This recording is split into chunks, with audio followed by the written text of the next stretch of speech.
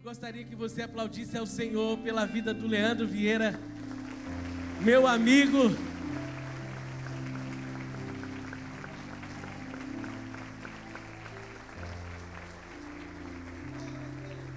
Pastor Leandro Vieira, apóstolo. Eu estava na ordenação do apóstolo Leandro. Foi o ano passado na Poema.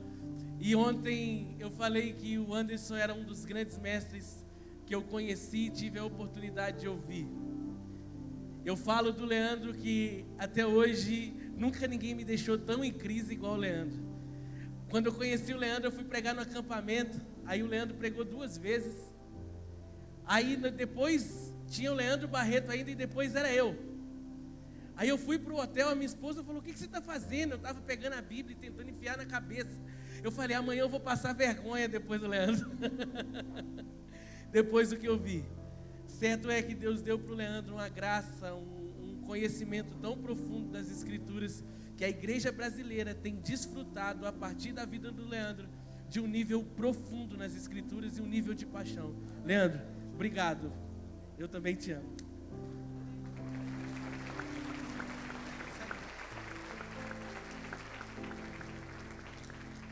Boa tarde, gente.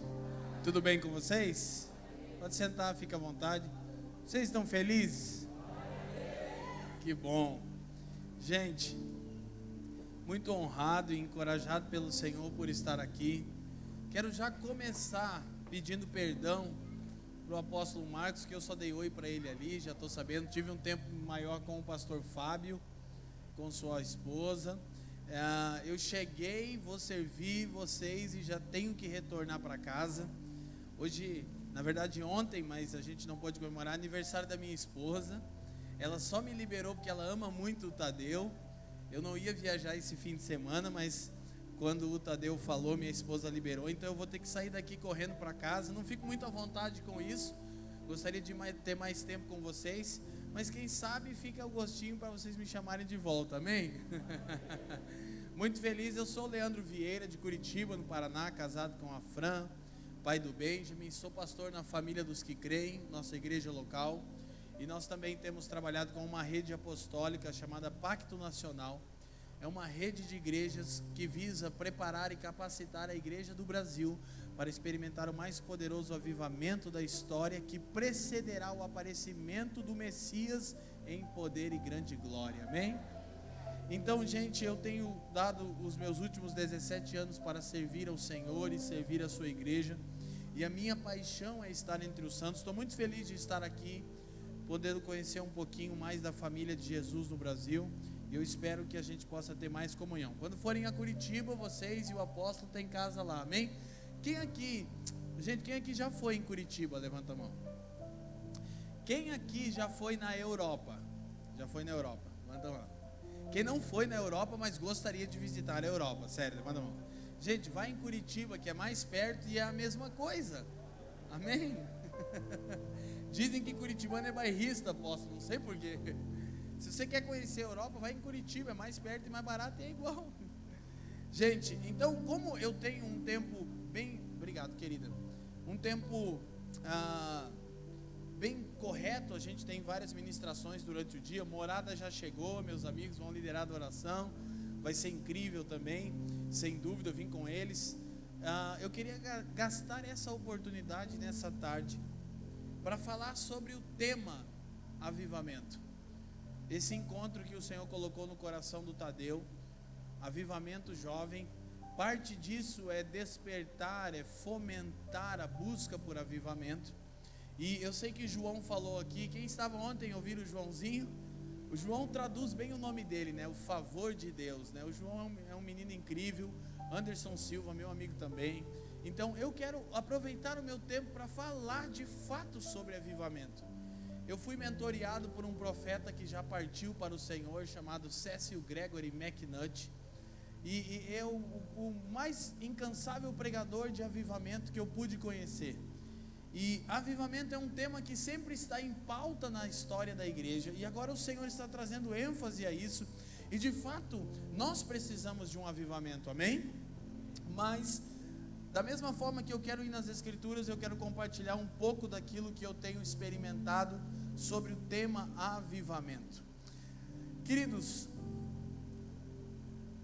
eu gostaria que nós lêssemos um texto das Escrituras, 1 Coríntios capítulo 2, na verdade vamos ver vários textos, mas eu vou começar por aqui, e vou, à medida que o Espírito Santo me permita, desdobrando o assunto.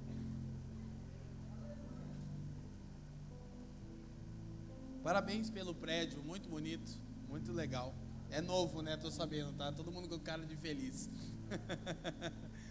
A gente também, mudamos agora, apóstolo. A gente foi para um outro prédio em Curitiba, a gente também está com essa cara de feliz que vocês estão. Vocês estão felizes mesmo, gente?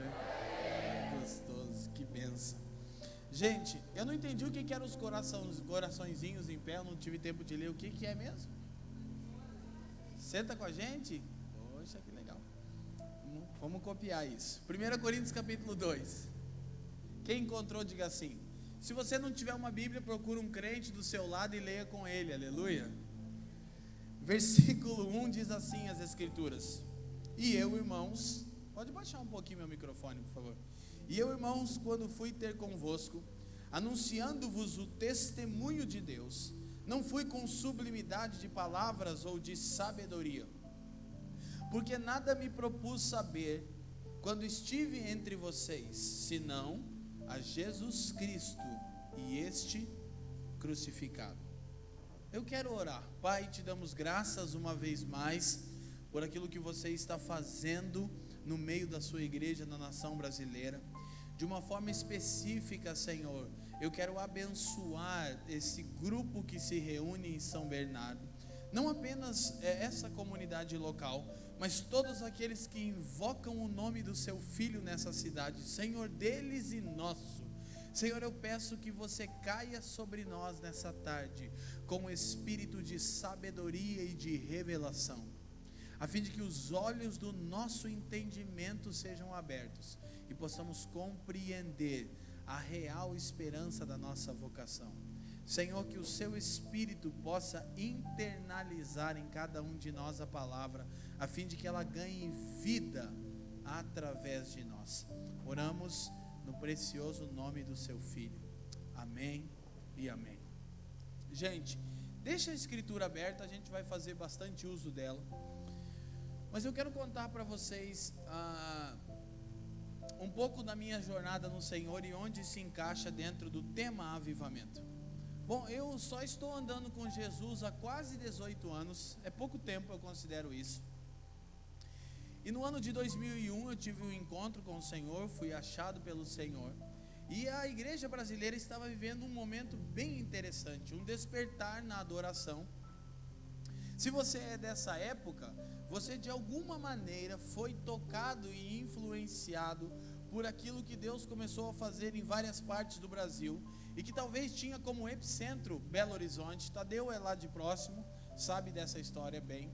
E a gente tinha uma liberdade na adoração, como está acontecendo agora. De tempos em tempos isso acontece. Uma coisa que eu aprendi é que todo avivamento é precedido por uma nova inologia. O que eu quero dizer com isso? Que sempre que Deus está por derramar uma coisa nova sobre o seu povo, isso é precedido por um cântico novo. Você está me entendendo? Se você ler a história da igreja, e se a gente gastasse um pouco de tempo, eu amo a história da igreja, você perceberia como todo avivamento tem uma marca principal, que é um cântico novo. Então sempre que Deus está por fazer algo novo, um cântico novo é liberado. Então, basicamente eu estou dizendo o seguinte: quando a playlist da igreja muda, a estação dela vai mudar. Amém? Olha para mim, a playlist da igreja do Brasil está mudando. Já percebeu isso? Você já percebeu o que eu estou falando ou não? Vocês vão receber hoje à noite aqui um dos ministérios, que é um dos principais ministérios de adoração no Brasil, Morada.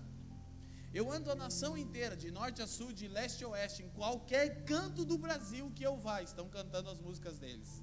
E não só deles, como de Alessandro Vilas Boas, ou de Tom Molinari, e tantos outros. O que está acontecendo? A playlist está mudando.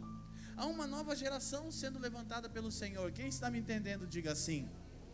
Então, sempre que Deus vai derramar avivamento, isso é precedido por uma inologia, o nosso cântico muda. Naquela época que eu estou me mencionando agora, de 2001, não foi diferente. Se você é dessa época, você muito ouviu falar de Diante do Trono.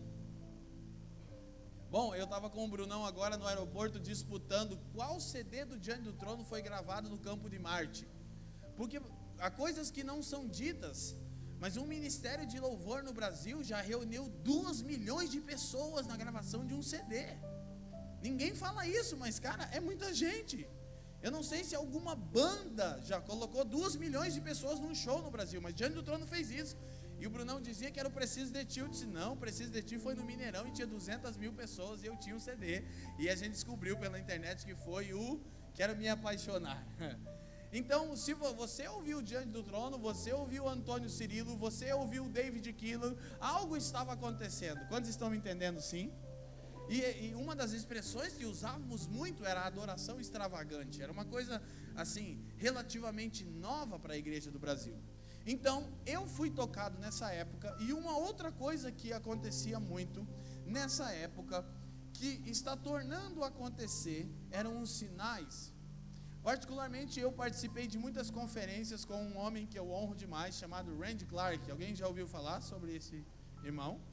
Randy Clark vinha dos Estados Unidos com equipes e eles faziam encontros de avivamento pelo Brasil, e uma marca disso era Signs and Wonders, sinais e maravilhas. Eu não ouvi falar, eu vi paralíticos saírem correndo da cadeira. Eu não vi um, eu vi dezenas. Você já viu um cego ser curado? De verdade mesmo, alguém cego de nascença ser curado do seu lado? Isso acontecia com frequência no final da década de 90 e no começo dos anos 2000 no Brasil. Algo estava acontecendo. Nossas reuniões eram cheias de fome pela presença do Senhor, e as pessoas eram tomadas pela unção, que qualquer reunião acabava com todo mundo no chão, irmão, parecia até o UFC. Acabava com o povo no chão, na unção, sendo tocado por Deus, e isso é bom. E como eu conheci o Senhor, escute, nessa época, eu achava que avivamento era isso. Bom, o que é avivamento? Bom, avivamento é liberdade na adoração. Avivamento é a medida da unção, da manifestação do Espírito nas nossas reuniões e os sinais. E isso até são evidências de avivamento, da obra do Espírito. Mas escuta, de antemão eu quero te dar o tema, que não é só o tema, como é a conclusão do que eu vou falar à tarde. Eu vou falar já o fim da mensagem, para depois construir ela. Ao longo dos anos eu descobri uma coisa: a principal manifestação do Espírito Santo, ou o que nós chamamos de avivamento, não são dons, sinais ou prodígios. A principal manifestação do Espírito Santo é tornar uma pessoa parecida com Jesus. Eu acabei de te falar de 17 anos para aprender isso. Você pode até dizer que na sua mente sabe, mas na prática é diferente. Então eu amava essa coisa de reuniões de poder, e eu ainda amo, e ver a presença de Deus e a unção. Lembro-me que na época eu li um livro que tinha esse tema, a unção, capa alaranjada, gota de orvalho na capa. Alguém lembra desse livro? Não sei se o apóstolo Marcos lembra. Era de um pregador que influenciou tanto o Brasil, que depois de um livro dele, as pessoas acordavam dando bom dia para o Espírito Santo. Não sei se você leu esse também, mas quem leu fazia isso. E na época nós tínhamos literaturas como essa sendo traduzidas para o português. O que dizer de Caçadores de Deus? Eu não sei se eu estou ficando muito velho, mas alguém aqui leu Caçadores de Deus? E era impossível ler um livro daquele sem terminar em lágrimas e de joelho dizendo: Deus, eu quero a sua presença. E isso é bom. E perceba, semana retrasada nós estávamos com o Alessandro Vilas Boas. Eu digo que o Ale é o queridinho do Brasil. Ale estava liderando a adoração na nossa reunião lá em Curitiba. E eu gritei para ele: Ale! Gritei tão alto que ele me ouviu. Ele parou o violão e fez assim: que foi? Eu disse: está acontecendo de novo. Ele entendeu o que eu quis dizer. Eu falei: eu estou sentindo a mesma coisa que eu sentia naquelas conferências lá atrás, quando eu vi Antônio Cirilo dar uma nota no violão e a glória de Deus encher a igreja. Eu não sei se você pegou essa época, mas eu peguei. E eu tenho uma outra coisa, eu sou neto de assembleiano, irmão, aleluia, glória a Deus. Assembleiano original, da matriz, da real. E na verdade todo mundo tem um pezinho na Assembleia de Deus no Brasil, sabia? Mesmo que você não queira, você tem. E para você saber se o peão tem um pé na Assembleia de Deus, é só você ficar ligado. Se quando ele ora, ele faz assim, ó, e já era. Esquece. Pode tentar ser qualquer coisa, tá na raiz do peão, meu Deus. Minha avó dizia assim, ó, meu filho, esse jovem que vive essa vida. Aí ela botava um vinil para nós chamado A Última Trombeta. Esse aí. Não, isso aí é... Depois eu conto para vocês essa história sobre a última trombeta. Eu, na verdade, estava me convertendo mais de medo do que por fé. Eu ficava apavorado com aquele vinil. Alguém já ouviu o que eu estou falando? Mas, irmão, a última trombeta. Mas o que eu quero dizer com isso? Gente, está acontecendo de novo. Há um frescor do Espírito vindo sobre a igreja, amém? Mas escute, uma das principais lições que eu aprendi é que constância é mais valiosa do que intensidade. Constância é mais valiosa do que intensidade. Porque na minha época, jovens, que na minha época eram jovens, eu não sou tão velho assim, gente, queriam dar tudo por Jesus e diziam dar tudo a Ele, mas eles foram ficando pelo caminho. Participavam de conferências como essa que você está participando, e quem estava pregando eram as pessoas que estavam em evidência, ou as bandas cristãs, como uma tarde como essa. E algumas coisas eu fui aprendendo, uma delas é, constância vale mais do que intensidade. É bom que sejamos intensos, melhor ainda é sermos constantes. Uma outra coisa que eu aprendi, quando eu vi os grandes pregadores da minha época também, as pessoas influentes, é que consistência é mais poderosa do que influência. A minha geração se preocupa muito em ser influente, você deveria se preocupar em ser consistente, não apenas influente, porque há pessoas que têm muita influência por causa das redes sociais, mas não têm consistência. Escute, a internet está promovendo pessoas a quem o Senhor não promoveu. Então, sabe, quando eu era um jovem, como boa parte de vocês, numa conferência como essa, eu pensava assim, por ter palavras proféticas, eu pensava, bom, um dia vai chegar a minha vez de pregar nessas grandes plataformas, e vai ser muito incrível, deve ser demais. Já fazem alguns anos que isso começou a acontecer. E eu comecei a descobrir ao longo dos anos que ministério não era viajar e ficar em hotel legal. Que avivamento não eram meramente conferências de 2 horas cheias de pessoas quebrantadas e com fome. Mas que eu precisaria construir uma vida e que me custaria sacrificar horas com a minha esposa, com o meu filho, com a igreja local. Me sacrificaria horas de sono, horas de aconselhamento, de apacentamento. Então sabe o que aconteceu? Eu comecei a pesquisar então para entender, Deus, se avivamento não é isso, o que é avivamento? E aí por isso eu li esse texto, para começar a construir um pouco de entendimento dentro do tempo que eu tenho. Quem está me entendendo, diga assim. Preste atenção. Nós precisamos compreender algo. Paulo, quando vai visitar a igreja que está em Corinto, por que eu comecei por aqui? Porque a igreja de Corinto tinha pelo menos 2 características importantes.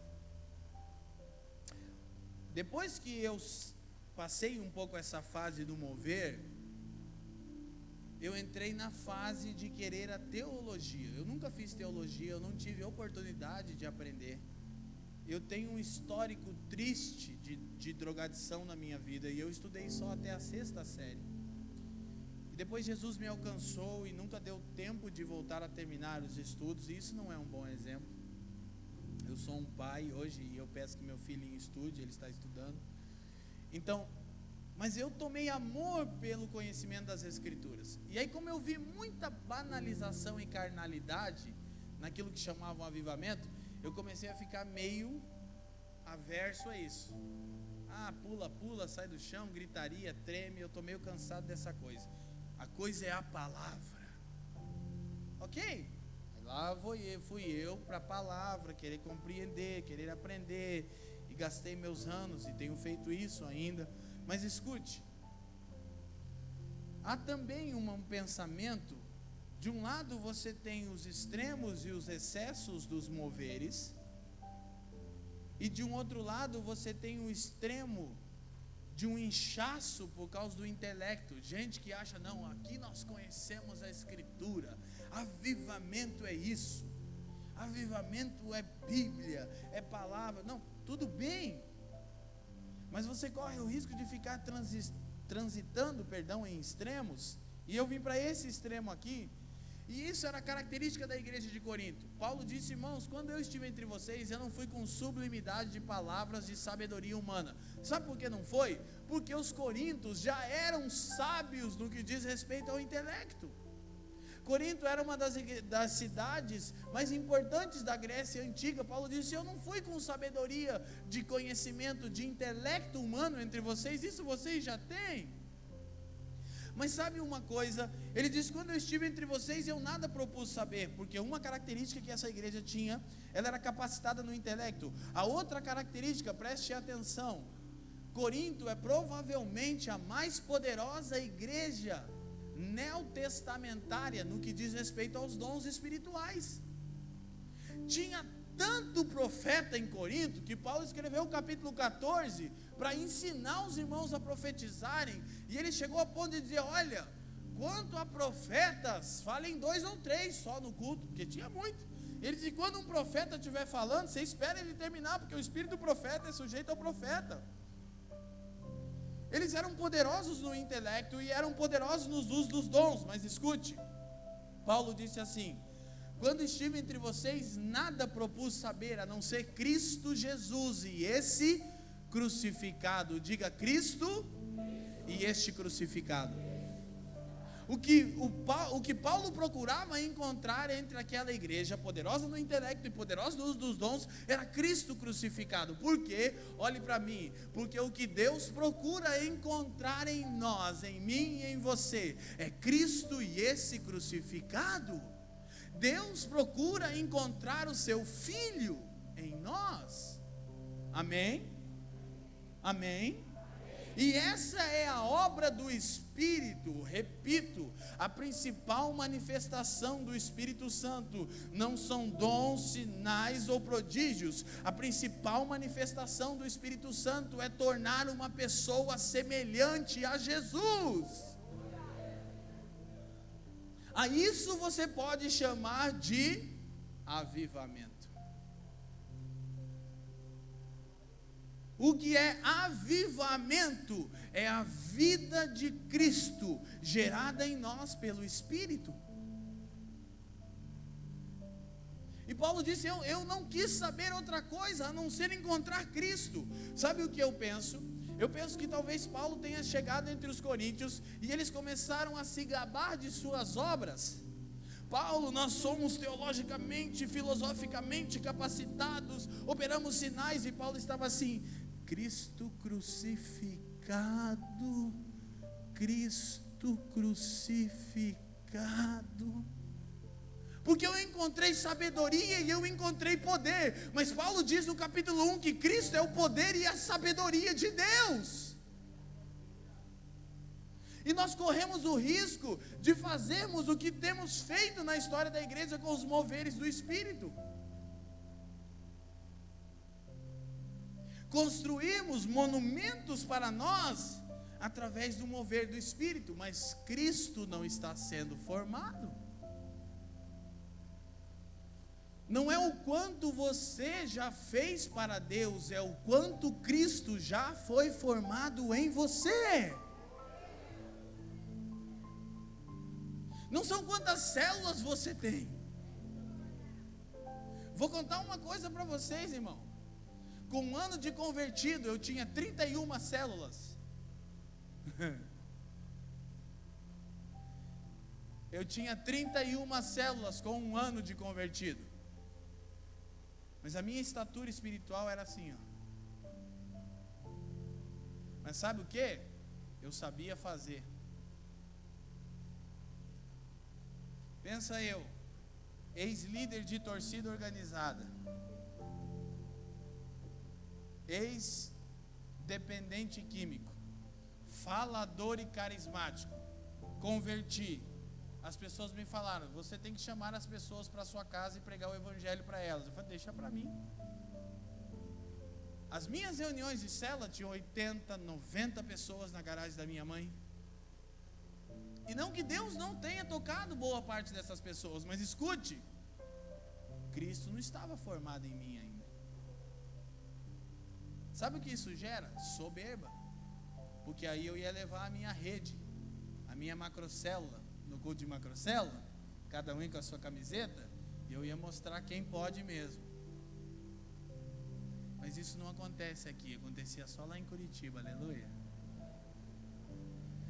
Mas a obra do Espírito, olha para mim, e célula é uma boa coisa, reuniões dos lares são bíblicas e importantes, amém? Agora escute, avivamento é um tema central nos nossos dias. Mas avivamento não são prédios cheios de pessoas apenas. Avivamentos são pessoas que outrora estavam mortas, e nelas Deus está formando a natureza de seu Filho pelo seu Espírito. Avivamento é quando Deus, pelo Espírito, forma Cristo em alguém que estava morto. Então Paulo diz, eu não quis saber nada, eu só procurei encontrar Cristo crucificado. E é isso que Deus procura encontrar na igreja, o seu Filho, e não as nossas obras. Repito, não é o quanto fazemos, é o quanto Deus já fez em nós, é o quanto Cristo já foi formado em nós, amém? Amém, gente? Então isso é fundamental. Abra sua Bíblia em Cantares capítulo 8.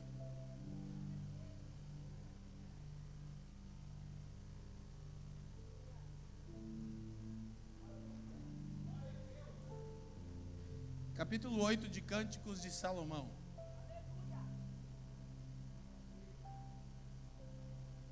Aquele cronômetro é de quando eu comecei a falar? É isso? Não, só para mim saber o tempo, é da minha, ou que quando eu comecei? Ou não? É, pastor? Ah, tá diminuindo essa coisa, Jesus. Mas tá errado isso ali, irmão, não tá certo. No meu tenho 40 minutos ainda, o que aconteceu ali? Tadeu jurou que eu tinha até as 6 horas, irmãos. 6 horas por mim, aleluia. Cantares capítulo 8, quem encontrou diga assim. Por que você sai de uma conjectura sobre a igreja e vai para Cantares? Porque Cantares é um livro profético. Ele revela uma faceta do caráter de Jesus. Jesus é um noivo apaixonado, amém? Tenho uma boa notícia para vocês, Jesus quer se casar, aleluia.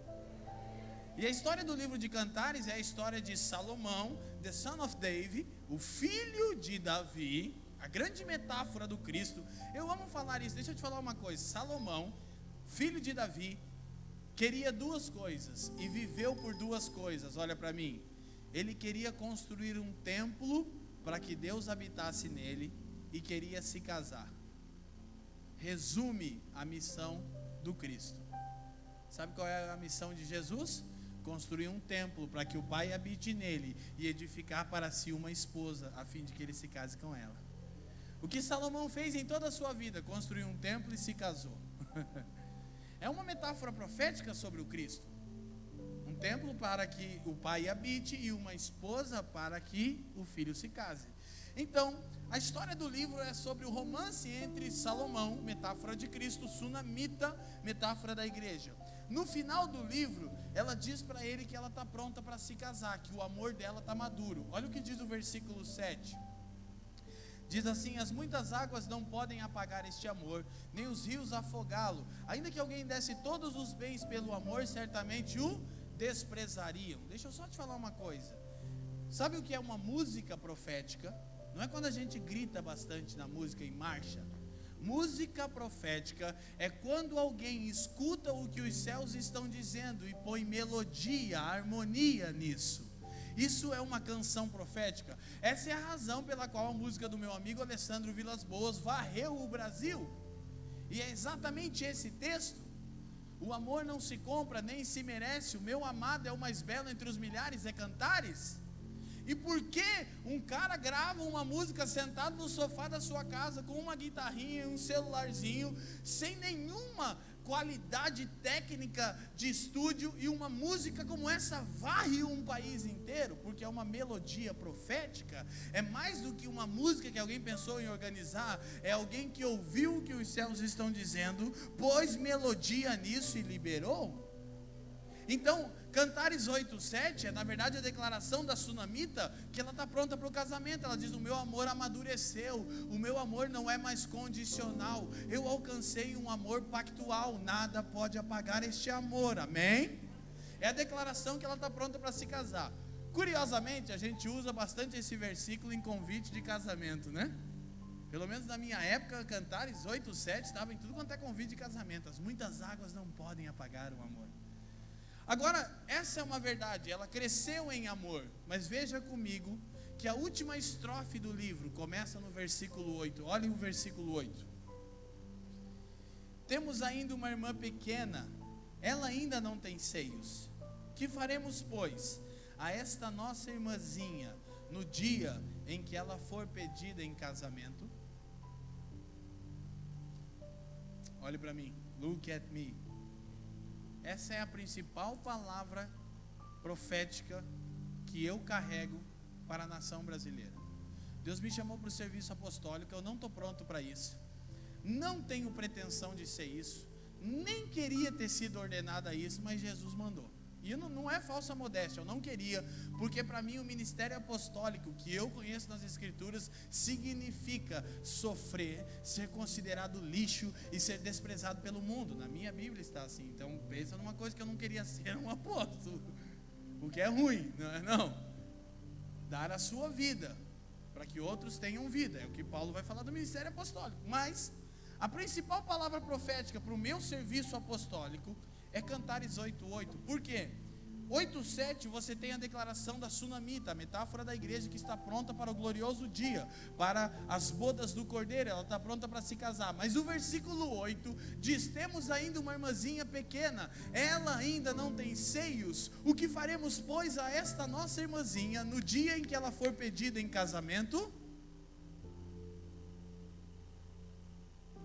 Quantos aqui desejam a volta de Jesus com sinceridade? Olha para mim, você está pronto? Porque nós temos expectativa quanto ao retorno do Senhor, mas falta-nos preparação.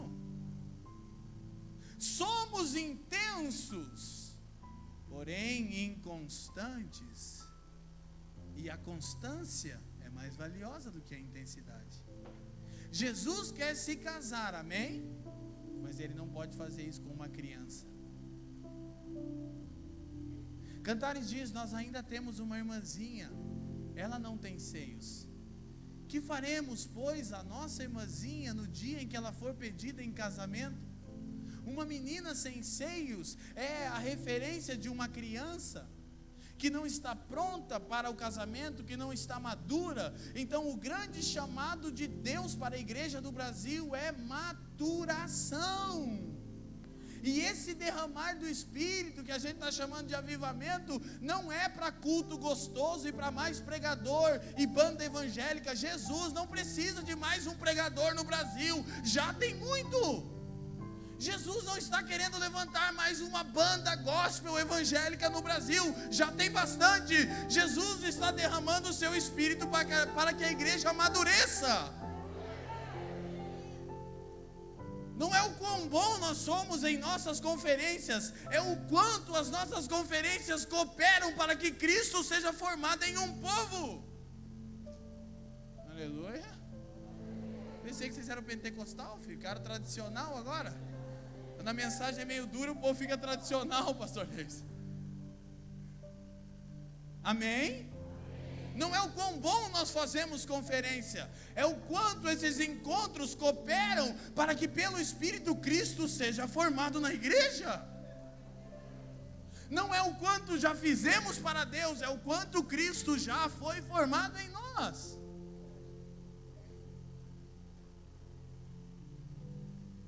Porque eu percebo, você sabe qual é a característica principal da criança? Inconstância. E a falta da compreensão dos custos. Crianças são inconstantes e não compreendem os custos.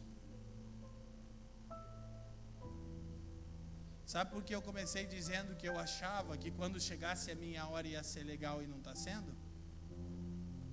É porque eu pensei que ia ser viajar e curtir, pregar, ver a galera me seguir na rede social. Mas agora quando eu venho e eu saio da minha casa, no aniversário da minha esposa, e deixo a minha esposa e meu filho de 6 anos para servir a igreja, não é porque eu estou precisando de agenda, é porque eu quero ver Cristo sendo formado. E eu até penso que eu sou bem chata, não sei como é que as pessoas seguem me convidando, porque eu estou ficando cada vez mais chato. Mas estou tentando ser querido pelo menos, amém, gente? Sabe por quê? Porque eu não quero ver a minha geração consumir mais um derramar do Espírito, como foi na geração passada, e tudo que vai sobrar são alguns CDs para contar a história do que Deus fez. Mas ainda temos um bando de pigmeus espirituais, guerreiros de chocolate brincando de casinha, atrás de evento. Irmão, evento é evento, passa. Por todo o Brasil eu tenho dito algo que eu vou dizer aqui: evento nenhum realizará aquilo que só o processo pode fazer. Então, de fato, nós estamos numa estação, e eu, longe de mim roubar a alegria do Espírito e daquilo que Deus está fazendo, mas a minha pergunta é: você percebe que há um gemido do Espírito de Deus para que Cristo seja formado? Porque ao mesmo tempo que eu posso olhar para um lado e celebrar, porque nunca antes na história desse país existiram tantos evangélicos no Brasil, eu também posso olhar e dizer: poxa, nunca antes teve tanta gente professando a fé em Jesus, e também nunca antes o Brasil foi tão corrupto. Então alguma coisa não está certa? A conta não fecha? Quem está comigo diz sim. Não bate? Segundo o último censo do IBGE, me parece que para cada 4 brasileiros um é evangélico. Eu não sei se eu choro ou se eu saio correndo. Por quê? Porque a gente está diante de uma eleição e a gente não tem ninguém para votar. Os papos nossos é quem é o menos pior. Sabe por quê? Porque a gente brincou de casinha e comeu o avivamento. Porque Jesus já tentou mudar o Brasil na década de 2000, no comecinho, quando derramou o seu Espírito. Mas a gente achou que o avivamento era para fazer bandinha evangélica e novo pregador.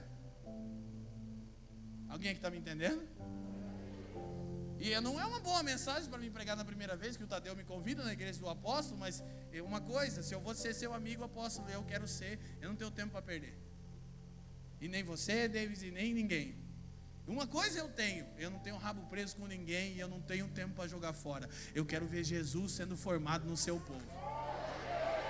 Amém? Graças a Deus que vocês recebem isso. E eu não estou bravo, eu estou feliz. Vocês estão felizes ainda, amém? Essa é a garantia. Minha esposa fala: amor, pergunta se eles estão felizes. Vai perguntando.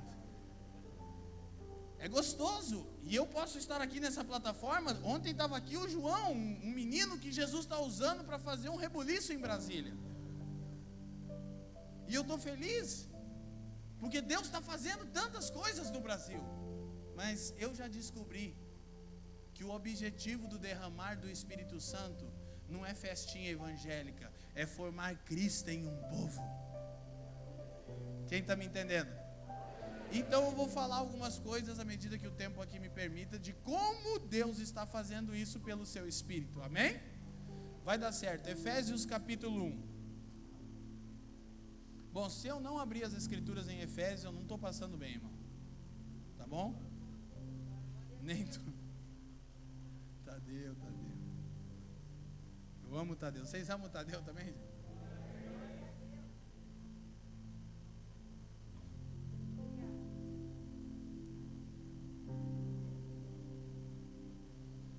Eu estou como Paulo, eu nada me propus saber a não ser Cristo e esse crucificado. Eu quero que Cristo seja achado em mim crucificado. Eu quero que Cristo seja achado em você crucificado, amém? Poder e sabedoria de Deus. Efésios capítulo 1, quem encontrou diga assim. Bom, eu vou ter que correr um pouco com isso, mas eu acredito que vai dar certo.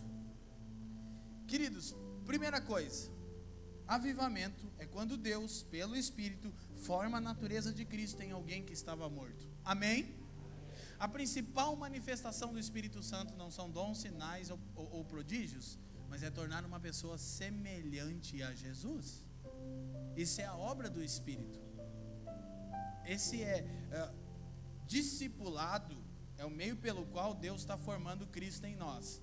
Atos 11:26 diz que em Antioquia os discípulos foram pela primeira vez chamados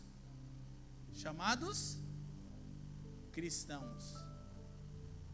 Pequeno Cristo. Sabe quem chamou os discípulos de pequenos cristos? O mundo. Não foram eles que se denominaram cristão. E hoje você tem que se denominar na sua escola. Você diz, não, eu sou cristão. Não, antigamente não precisava. As pessoas do mundo diziam, você é como Cristo? Hoje você tem que dizer, eu sou evangélico. Bom, com todo respeito, no Brasil evangélico, até a Gretchen é. Eu sei que dói, mas é, pastor. Quando alguém me pergunta no avião, o que você é? Eu falo, meu Deus. Eu sou um filho de Deus e eu amo Jesus. Se é evangélico, eu disse, depende.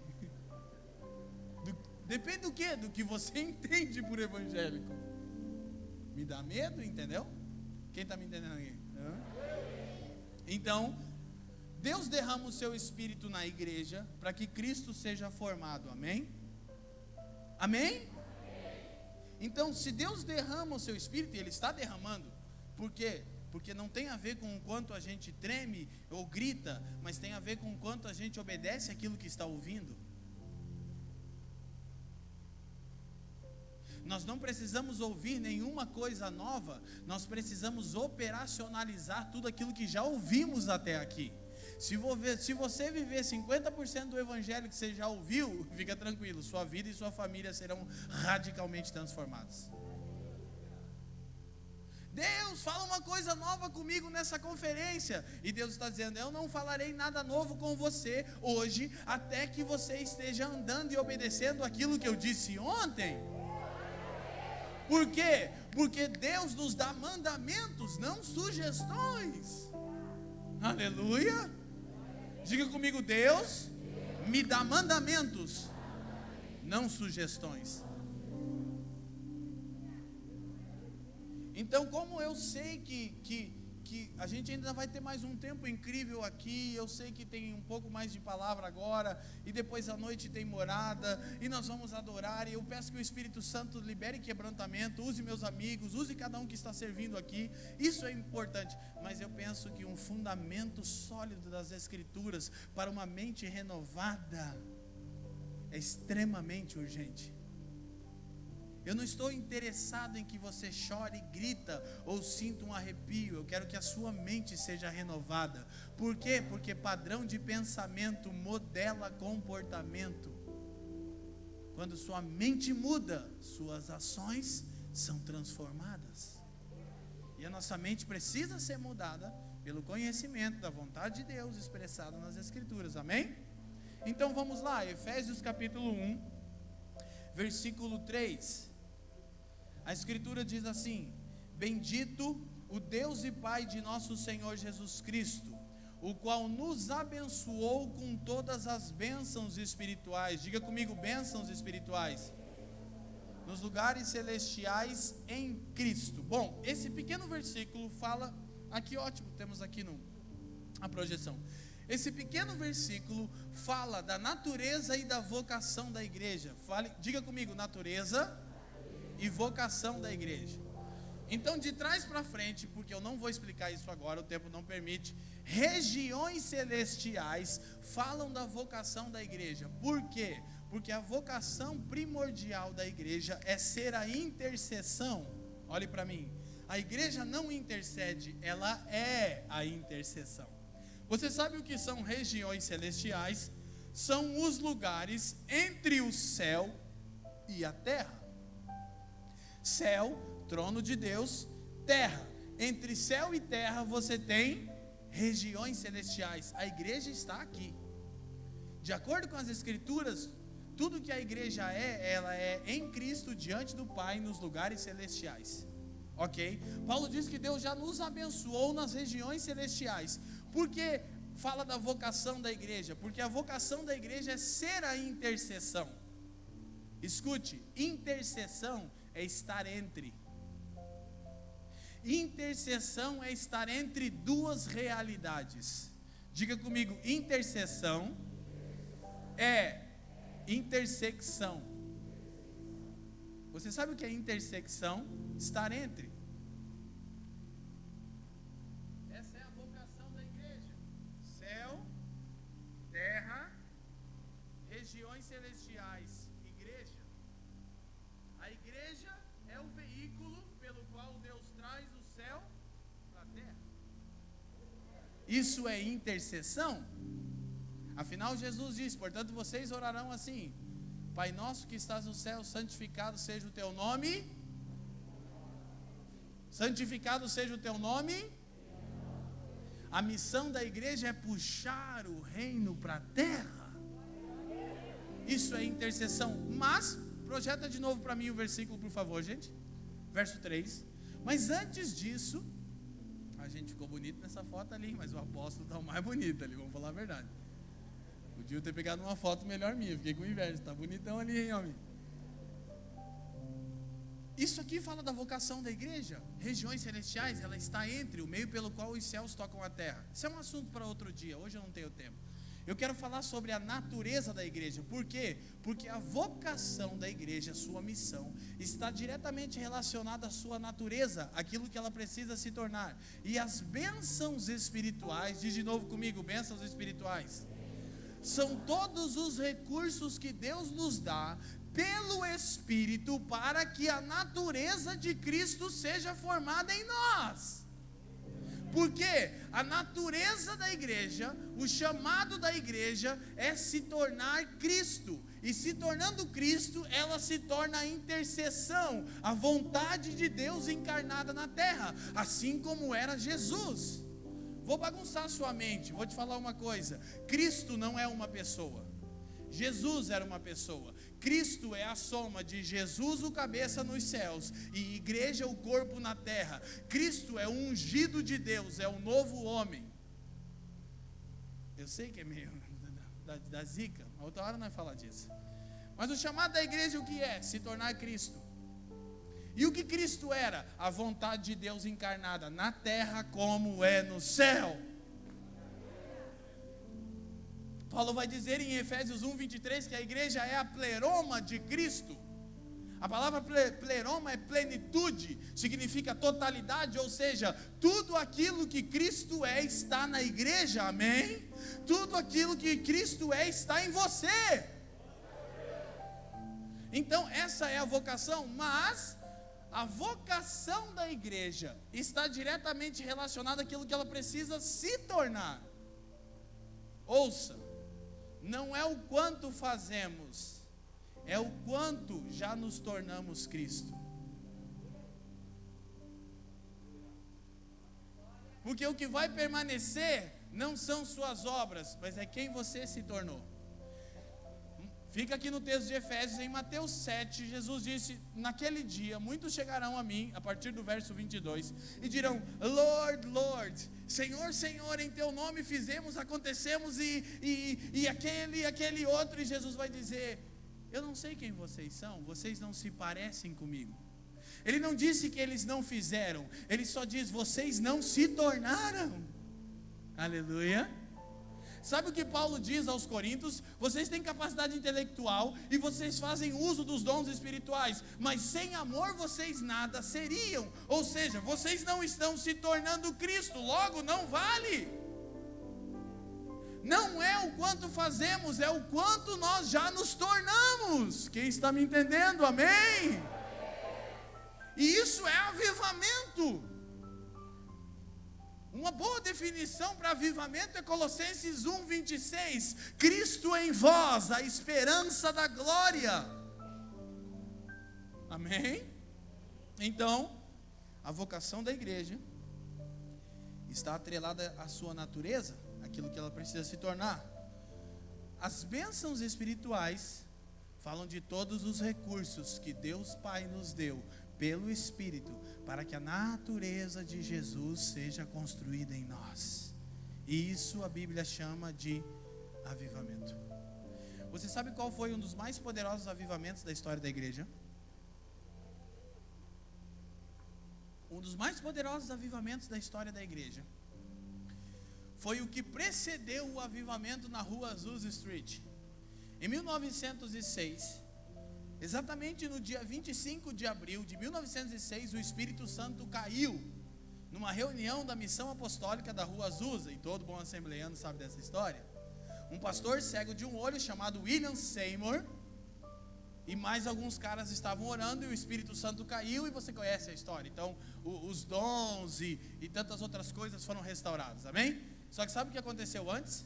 O que gerou o avivamento em Azusa foi o avivamento em Gales. Um ano antes, num pequeno país chamado País de Gales, um jovem chamado Evan Roberts. E cara, eu amo a história do que Deus já fez. Sabe por que eu amo olhar o que Deus já fez? Porque eu sei que o que Ele vai fazer é maior do que aquilo que Ele já fez. Por quê? Porque a glória de Deus é sempre crescente, e a glória da última casa é sempre maior do que a primeira. Então, nesse avivamento, em Azusa Street, nós temos dons, sinais e prodígios. Incrível, de Deus, nós cremos nisso, não estou abrindo mão disso.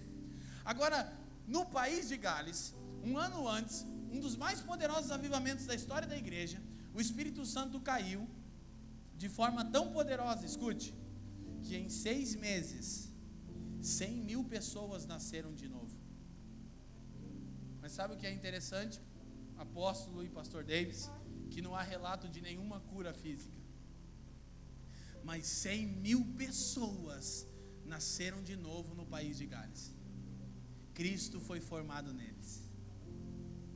Cara, eu estou procurando isso, e eu vou te falar, nós estamos nas portas do mais poderoso derramar do Espírito de toda a história, mas a gente precisa realmente considerar todos os objetivos do mover de Deus. Então, vamos correr com isso.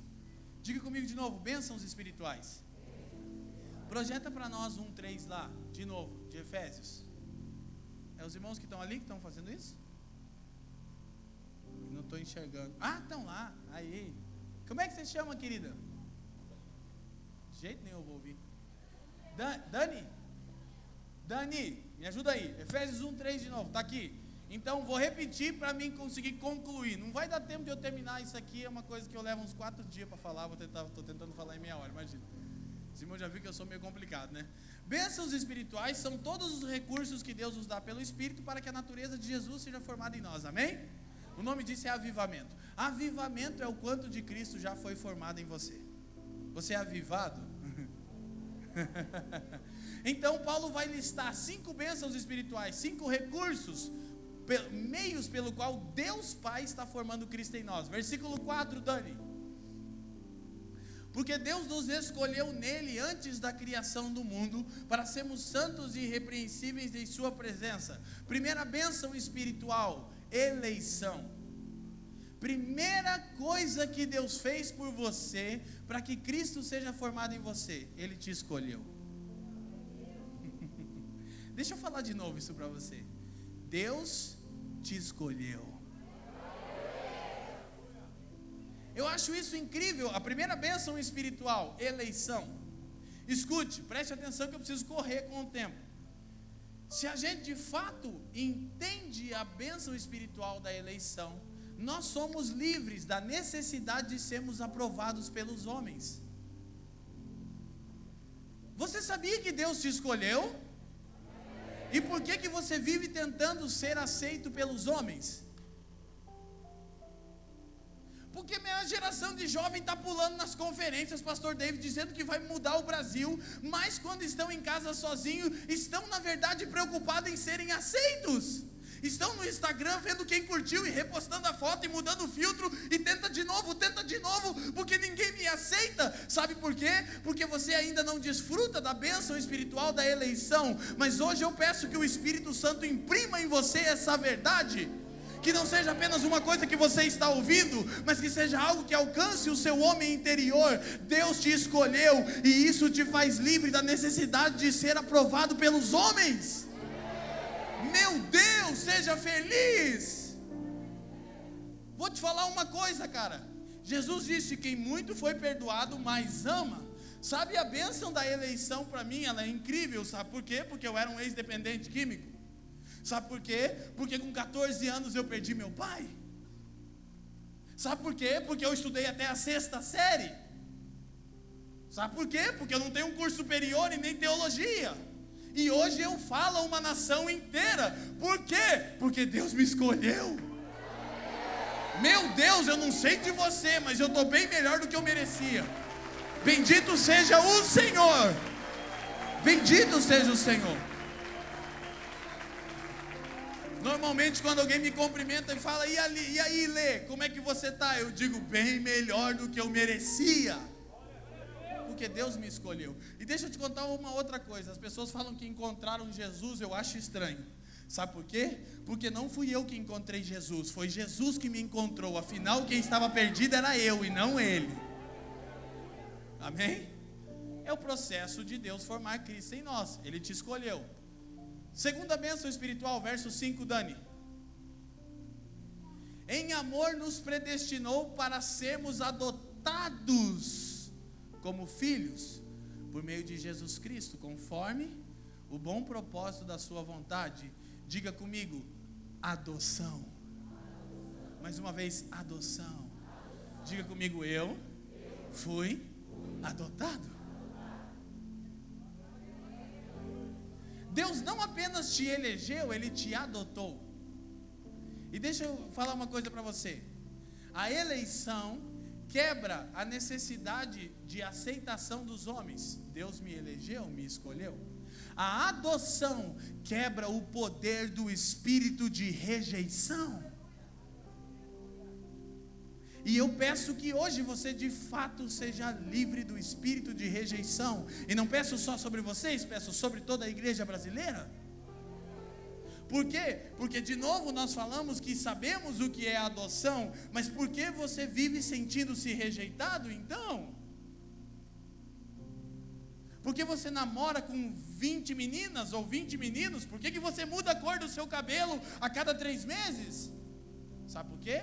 Por causa do espírito de rejeição. Pergunta para o Anderson Silva por que ele tem tanta tatuagem. Ele já falou isso, então por isso que eu posso falar agora. Pergunta para o Rodolfo Abrantes, meu amigo, por que ele tinha tanta... Leandro, você é contra a tatuagem? Pelo amor de Deus, claro que não. Eu não sou contra a tatuagem. Eu não sei se o pastor é, mas aí ele pode ser contra e ele é o pastor dessa igreja, então eu não quero entrar nisso. Mas eu não sou contra a tatuagem, não estou dizendo que é errado ter tatuagem. Eu estou dizendo que boa parte das pessoas que fazem isso é porque se sentem rejeitadas.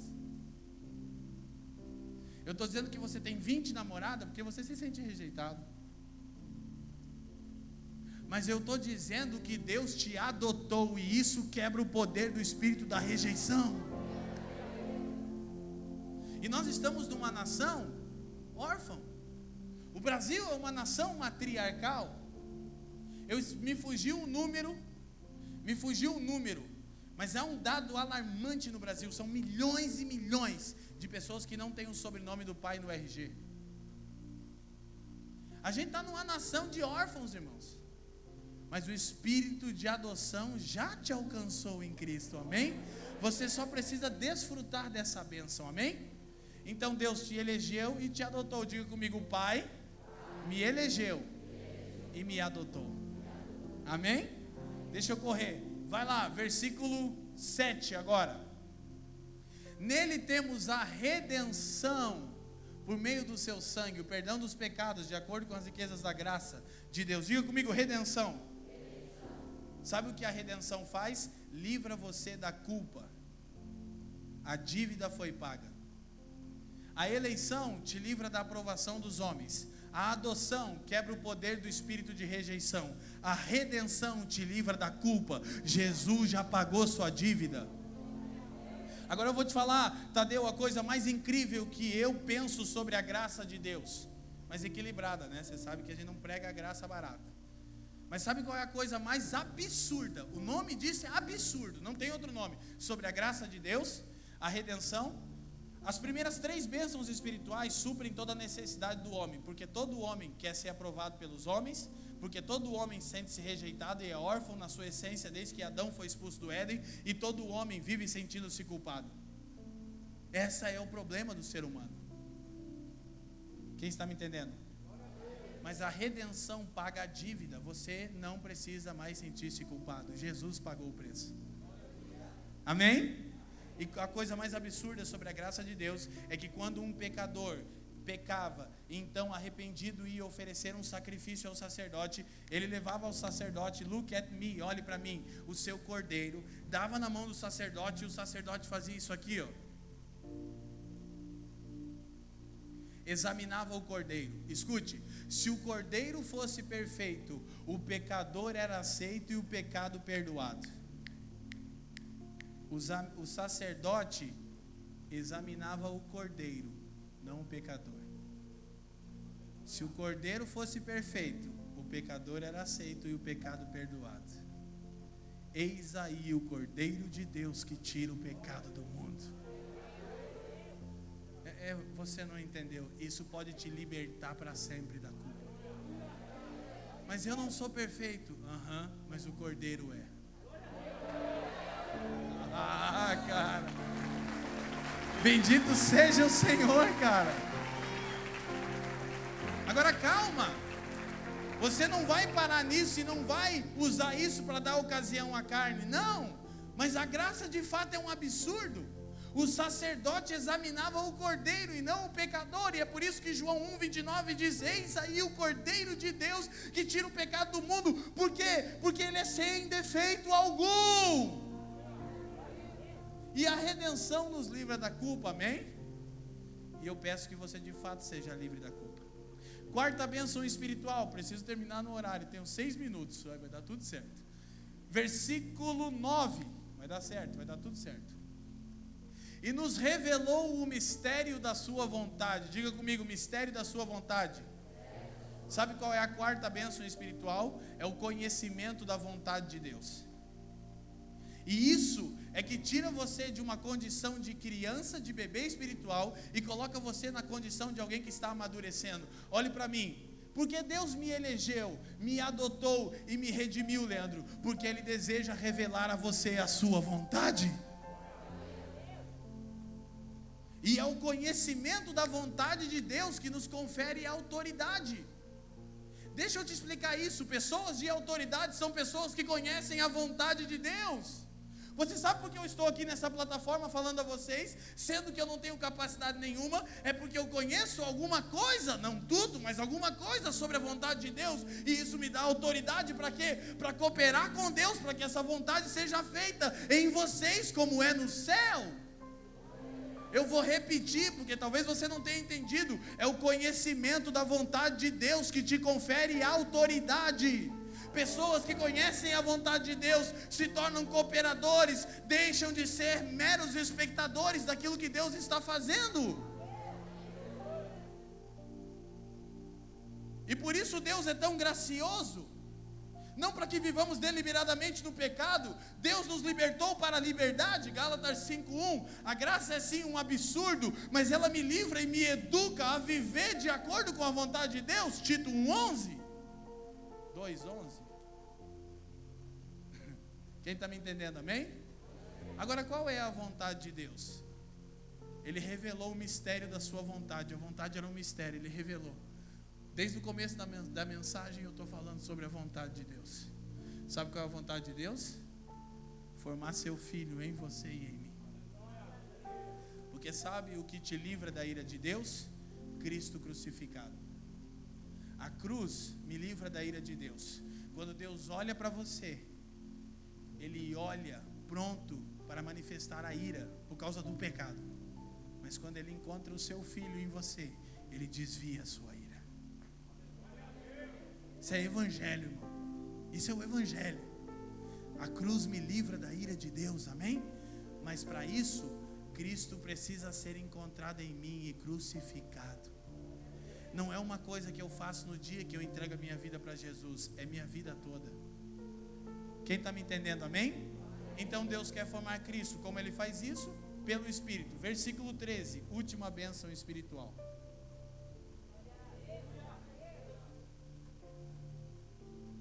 Glória a Deus, porque está ruim, irmão?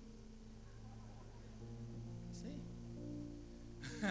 Quem está me entendendo, diga assim. Nele, quando vocês ouviram e creram na palavra da verdade, o evangelho que os salvou, vocês foram, leiam para mim o final do versículo. Uau! Agora deixa eu te explicar.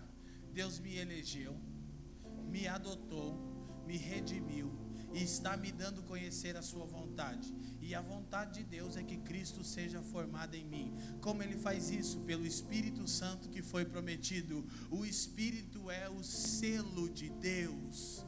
Sabe, essa palavra aqui, selados, em grego significa aliança. Não subjetivamente falando, mas o objeto aliança. Sabe o que Paulo está dizendo? O Espírito Santo é a garantia que vocês pertencem a Jesus. E que Ele vai vir buscar vocês. Agora, você precisa ser semelhante a Ele.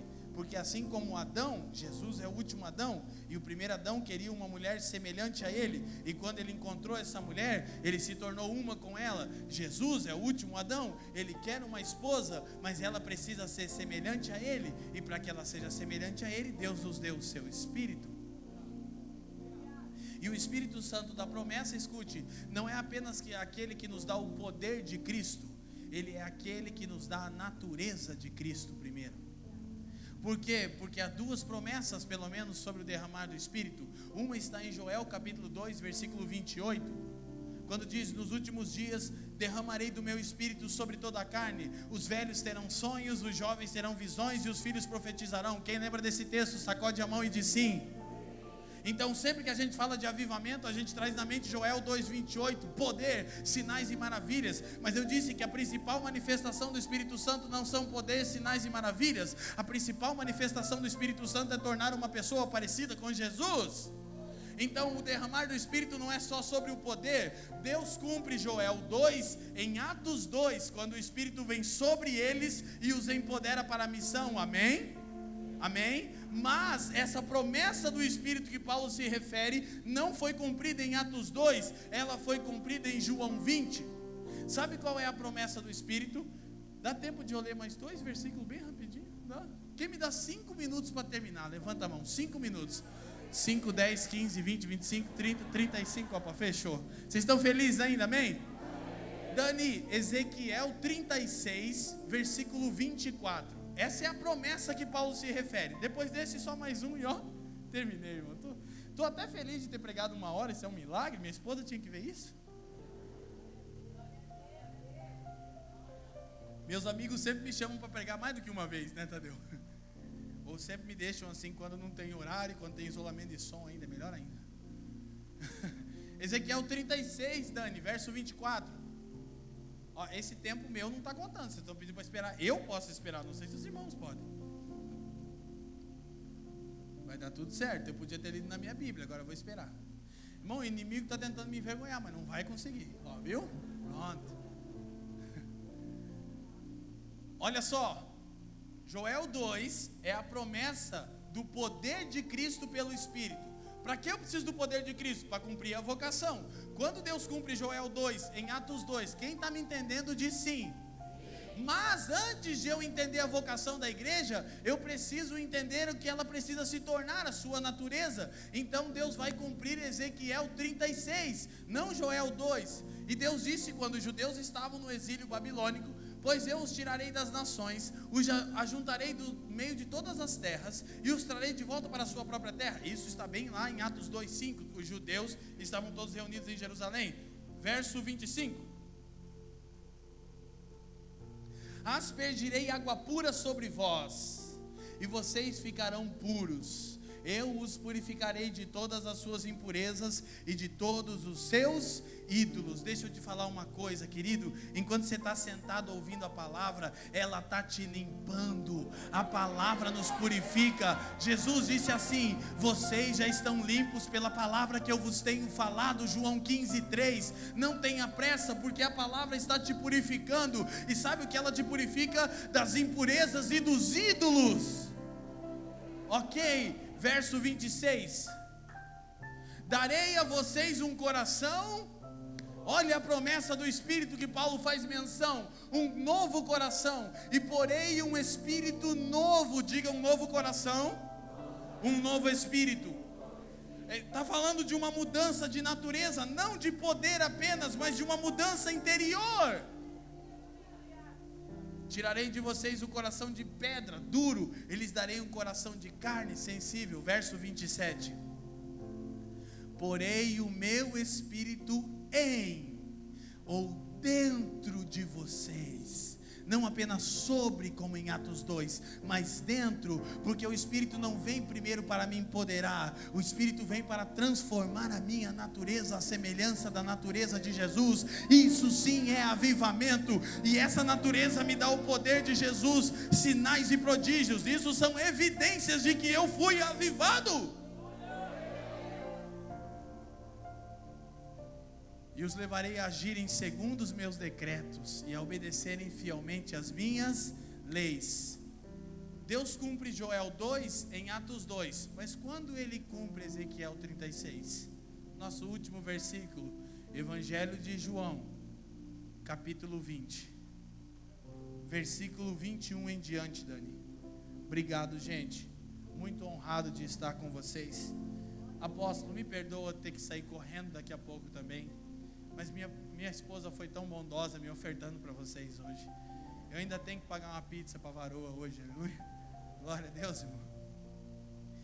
Olha o que aconteceu. Jesus ressuscitou, aparece aos discípulos e assim, novamente Jesus disse: paz seja com vocês. Assim como o Pai me enviou, eu os envio. Olha, isso é incrível. Verso 22. E com isso soprou sobre eles e disse: recebam o Espírito Santo.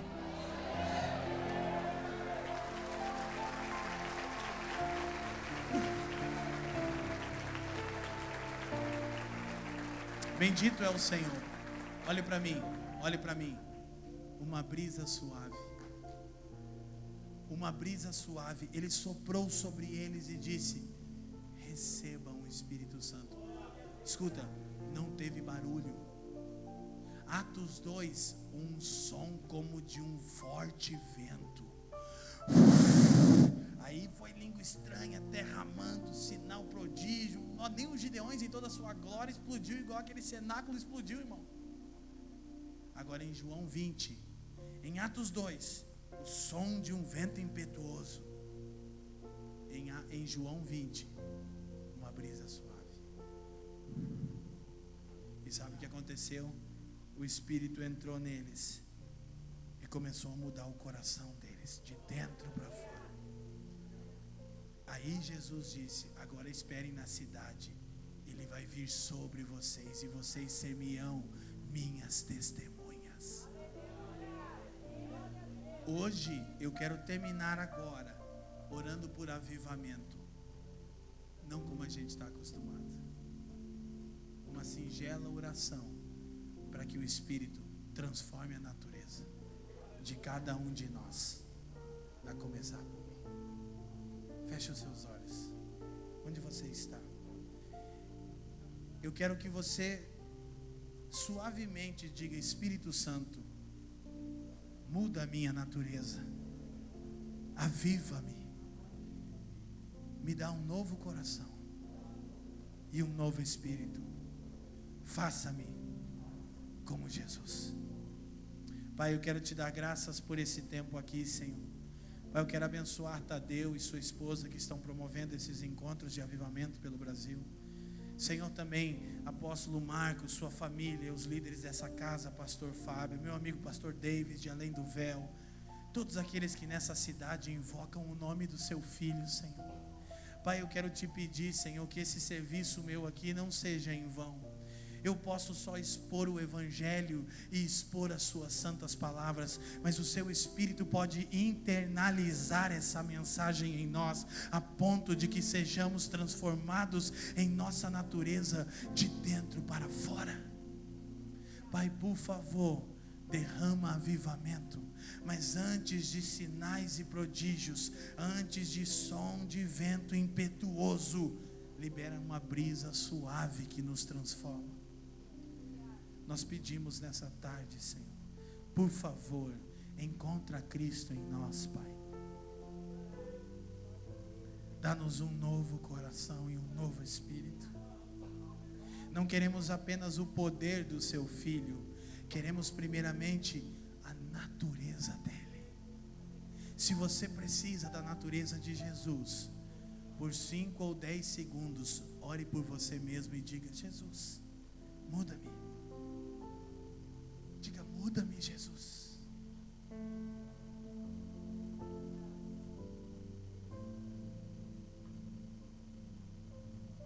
Eu tenho plena convicção que essa mensagem está de acordo com o Evangelho e com a vontade de Deus. E por ter plena convicção, eu tenho plena convicção que o Espírito está operando em cada um de vocês. Não é sobre sentir. Deus não te chamou para sentir coisa alguma, te chamou para obedecer o Evangelho que você está ouvindo. Espírito de Deus, eu peço que você toque o coração da sua igreja, dos seus filhos e filhas nessa tarde. Muito obrigado por esse povo amado, que recepciona com tanto carinho. Senhor, eu vi Cristo nesses irmãos maravilhosos, estou feliz, Senhor. Faça-nos uma família, faça-nos a família dos que creem, em nome de Jesus, em nome de Jesus. Bendito é o nome de Jesus. Vocês estão felizes ainda, amém? Guarde essa palavra no seu coração. Beijo, amo vocês. Obrigado, pastor Fábio.